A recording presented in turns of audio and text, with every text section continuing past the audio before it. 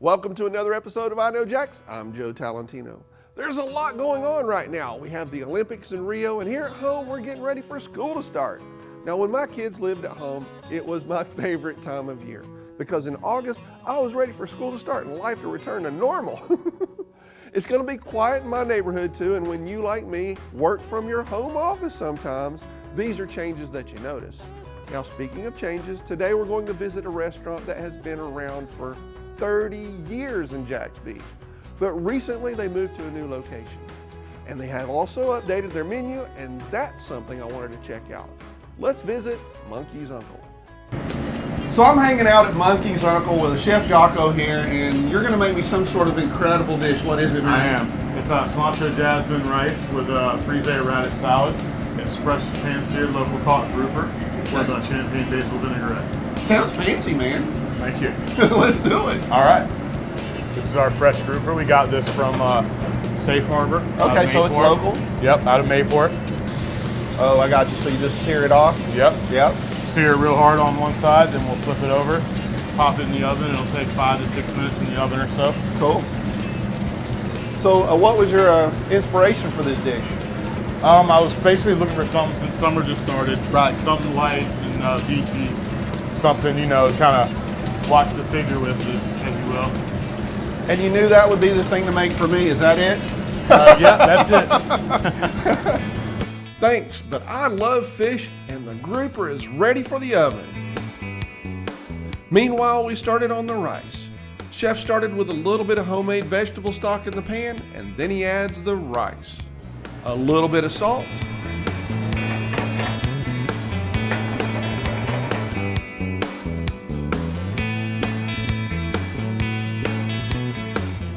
I know I can eat here now. You've tasted the food. I always taste everything. I always wonder when people don't do that. Once the rice is rehydrated, he adds heavy cream. Awesome, we're not going that light with it.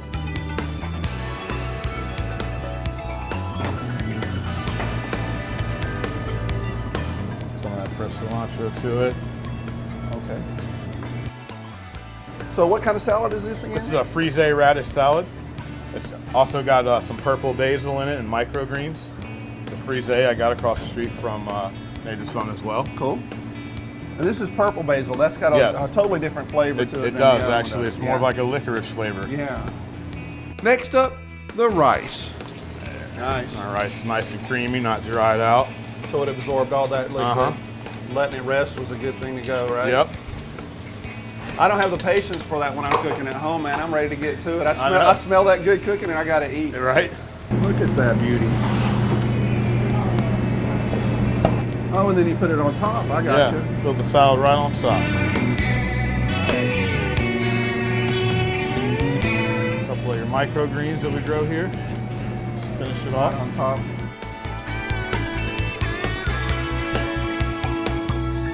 Finish it off with our champagne basil vinaigrette. Champagne basil vinaigrette. So what would pair with that? Probably an IPA, like something spicy, or a nice Pinot Grigio. Probably go well with it.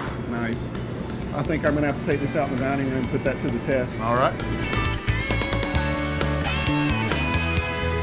Here at the Monkey's Uncle Tavern, we're having the grouper that Chef Jocko made for us in the back, as well as the awesome crab nachos. Now, he also added a nice dish for us that's one of their most popular ones. That's the she crab soup. I was also thirsty, so they made me a drink, and I couldn't make up my mind, so I got 2 drinks. I've got the surfing monkey, and then I've got something they call monkey juice. And you gotta come in to Monkey's Uncle Tavern and ask for some monkey juice. See you guys here.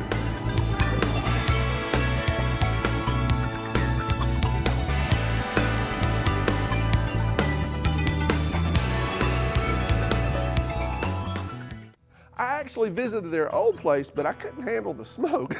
At the new place, you have to go outside to smoke, so to me, that's a huge improvement. Now, Monkey's Uncle is open till 2 a.m. every night, and they actually serve food really late too. So when you go, make sure to let them know that you saw their story right here on I Know Jax. Next, we're gonna visit a place right on the Intracoastal Waterway, Lulu's Waterfront Grille.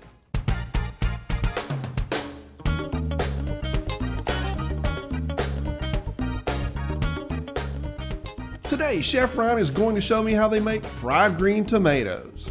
He starts out with local tomatoes. He dips them in seasoned flour, buttermilk, and panko. Chef Ryan says that panko helps make the tomatoes really crispy.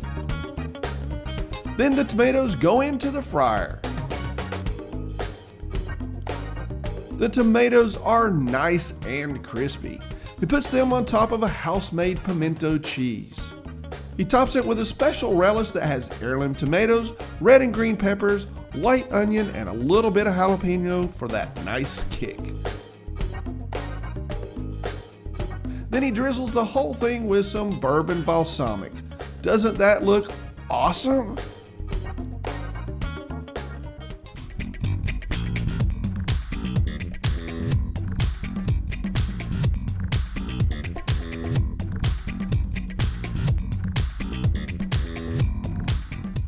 Chef Ryan has worked hard on updating the menu at Lulu's, and they have some awesome food. And the location, well, it ain't too shabby either. Now, when you go out to Lulu's, make sure to let them know that Joe from I Know Jax sent you. Now, food is definitely one of my favorite things to talk about, so don't think it's over yet. We have more stories coming your way in just a minute. There are a lot of restaurants in Jacksonville, and actually there are more coming.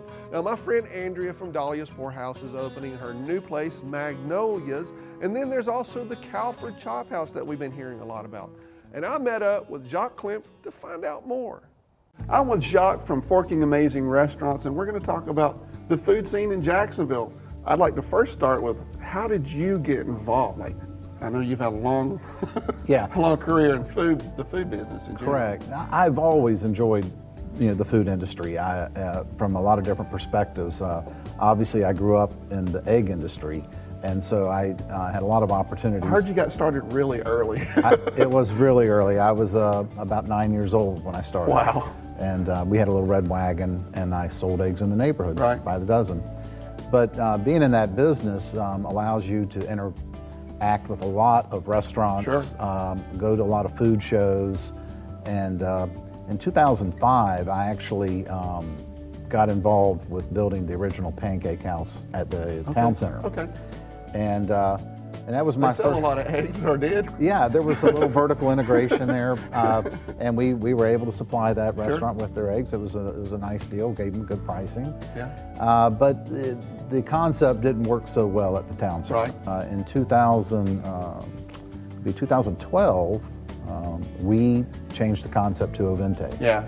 And can I say I'm glad you did, because it's great at Ovente. Well, thank you. We're very proud of it. The wine program over there is incredible. Yeah, we're very proud of it, and I was able to bring on a partner, Fraser Burns, who's a great businessman here in town, and from there we've just taken advantage of some opportunities and local restaurants that wanted to be in touch with us. So you guys, it's Ovente, Bistro X, Il Desco, correct, and then the upcoming Chop House. Upcoming Chop House. Chop House. Correct. It will be part of the FAR group. Cool. Well, let's talk about the Chop House a little bit.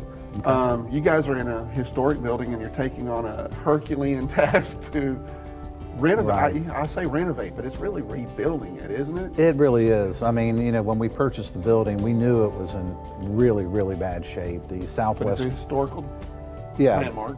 Correct. It's a historical landmark. It's been deemed a historical landmark, and so anybody that was going to purchase that building or do anything had to restore it back to its historical significance. Right. And it has been an incredible challenge. I will say that we have a great team. A lot more than want to know. Yeah. And of course, as I was saying to you earlier, once we started to peel the onion off of this building, we found a lot of things we just didn't know were there. Right. Tell me what the vision for Forking Amazing is going forward. Wow. Well, that's evolving as we go, because each day we're challenged, in different areas of the restaurant. But I think, we want to be recognized as as a restaurant group that is providing great concepts, great dining experiences, along with a great service. And so if you see the Forking Amazing restaurant logo or somewhere, then you'll have an idea that it's run by a good Right. group of folks, local folks. Well, that picking are, up Bistro X was definitely a good thing for you guys because they have such a long-running reputation. Correct. Yeah, they had a great reputation coming in. Very great owners, a great chef, and Tom Gray, and who's Yeah. doing well with Moxie With now. Moxie, yeah. And we had an opportunity to go in there, and it's been real nice. Now, there are going to be some other things in the building there with you, right? Bold City Brewery? Correct. Yeah. When I originally bought the old Bostwick building, and their space is actually sort of tight, and so It's hard to believe with such a big building. Right. But for a restaurant, by the time you put a kitchen Yeah. in there, and it really got sort of tight. So, in looking at that building that connected to it, the Holmes building, Right. we worked out a deal with the owner to turn it into a condominium. Okay. So I bought half of the building. Gotcha. And one of those bays will be the kitchen that Okay. supplies the Calford. And then the next bay next to it, we worked out a great tenant with Bold City Brewing. Cool. And they're a lot of fun. Yeah. They're a great group of a great family. Yeah. And so they're going to put a beautiful little small brewery right there next to us, and I think we have a lot Little of. tap room there. We're going to have to do a lot of interesting. A lot of things together. synergy there for Yes, sure. there is. Heck yeah, steak and beer. Are you kidding me? I know, I I think think- I'm in love. Yeah. I'm very excited about the Calford Chop House. I think it's going to be a great addition to downtown. This year, I Know Jax is turning 5 years old, so this fall, we're going to have several meetups and happenings all over town. Now, I'm working on the schedule right now, so make sure to sign up for the Insider. That way, you will be the first to know about what we have going on. I'm hanging out with my buddy Chris Chislett, the wine guy at Green Man Gourmet, and today he's going to educate me about something really cool. What is it? It's sulfites. Not cool. No, not cool. Not Really cool. boring, right? Really boring word. Don't turn the channel yet. Yeah, Hang no, on. seriously, this is going to get really All right. interesting. I promise. Contains sulfites. Contains sulfites. I'm sure you've seen that words, on the yes, I got contains sulfites on the back of a bottle of wine. A lot of people have this idea that sulfites are the cause of their headache. You know, I had 3 bottles of It's wine last not. night and woke up this morning. I Just had 3 this bottles? huge headache. I don't understand that. They're blaming the sulfites on the actual wine itself. So. This sulfite headache, you know, on the back of a label it says contains sulfite, but it doesn't give any kind of description as to what sulfites are or any of this. They're thing. bad, I hear. Yeah, pretty bad. They don't cause headaches. They actually kill people. Is what having a sulfite allergy is almost That's a bad almost thing. triggers like an asthmatic reaction. So, but to be truthful, like 2 ounces of like trail mix or dried apricots has about 10 times the amount of sulfites than wine. So people freak out about contains sulfites on a wine bottle, but they're cool with apricots and trail mix and these apricots different are kinds good of for you. things. Yeah. Well, a little bit of information. People kind of freak out about that stuff. I freak as out well, about so. a little bit of information. Yeah, You've you been know. with me on how many I shows know. now? Sorry. Yeah, I know. He's already freaking out. So yeah, this contains sulfites. Just trying to do away with the myth that sulfites actually cause headaches. That's really What not does what it cause is. the headaches? Well, there's a few different theories. A lot of, and there's More very, theories. I know more theories, and there's very little research into it. Scientists have shown that potentially it could be the tannins actually in wine. Some scientists have shown that it could be a chemical, actually alcohol in cheaper wines or dark alcohol, actually Right. called cogenas. That actually could be the reason. That's a big word. Cogenas, yeah, how's about that? And my personal theory is it's the way He's that got a you're drinking. theory. I have a theory. I'm my own little wine scientist. I actually think it's the way that people drink wine. Like they say that, for a start in Europe, you don't actually have to label contains sulfites. So people who go on vacation said, I had a wine without sulfites. Yeah. That's not how it goes. They just don't label it. Right. But also, you got to consider the way, like, when you're on cultural vacation, difference, and when you go on vacation, you've got bread and water on the table and multiple food courses. Whereas here, you just get home from work, pop the cork, slam What are a you bottle, talking about? I don't know what you're talking yeah, about. I know, right? You're the perfect example Yeah, I of know, right? what I'm talking about. So that's kind of my theory. It's like the way that you're drinking it, but also in some of the cheaper wines. That's why Right. they potentially cause more headaches, but absolutely not the sulfites. Now, you were saying, though, that red wine is not more causing headaches more than white wine? It's actually the other way around. Well, it's Or- really not. In the sulfites in Did I actually in get white that wrong? wine, there's more sulfites actually in white wine Okay, gotcha. than there are in red wine. So that kills that all Yeah, the way. sulfites is almost like a preservative, and white wines need more preservatives just Right. because to protect the colour. And they're more delicate than red You wines. said So color in case you were wondering. colour, colour. There's a U in it when we spell it in I know. England, but yeah. So never get it right. I never will. I never will. I'm sorry. So yeah, that's the main differences. So hopefully all you guys learned something about sulfites and wine, and we'll learn more on the next Wine Guy segment. That's it for this week's episode of I Know Jax. I'll be back with another episode next weekend. But until then, I'll see you on the internet. I hope you enjoyed the video.